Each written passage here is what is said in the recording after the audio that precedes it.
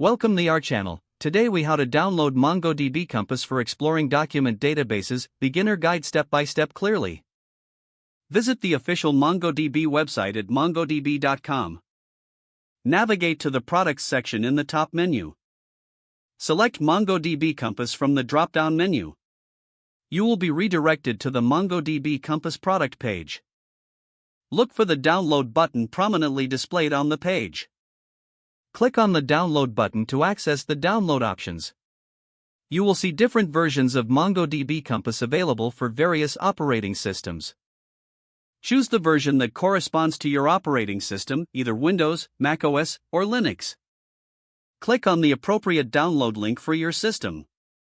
The download should start automatically. Wait for the download to complete. Once the download is finished, locate the file in your Downloads folder. If you are using Windows, double-click the .msi file to begin the installation. Follow the installation prompts to complete the setup. For macOS, double-click the .dmg file to open it. Drag the MongoDB Compass icon into the Applications folder to install it. For Linux users, use the appropriate package manager or download the .tar.gz file to extract and install. Once installation is complete, open MongoDB Compass. You may be prompted to log in or create a MongoDB account. If you already have an account, enter your credentials. If not, you can still use Compass without signing in. Explore the intuitive user interface to start connecting to your database. You're now ready to explore document databases with MongoDB Compass. If the page does not load, refresh the browser or try again in a private or incognito window.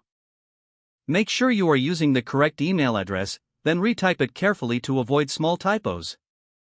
If your password is not accepted, use the reset option and create a new strong password you can remember.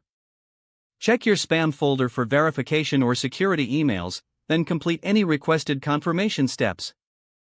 Enable two-factor authentication if available to improve account security and reduce unauthorized access risk. Don't forget to like this video and subscribe to our channel for more step-by-step tech guides.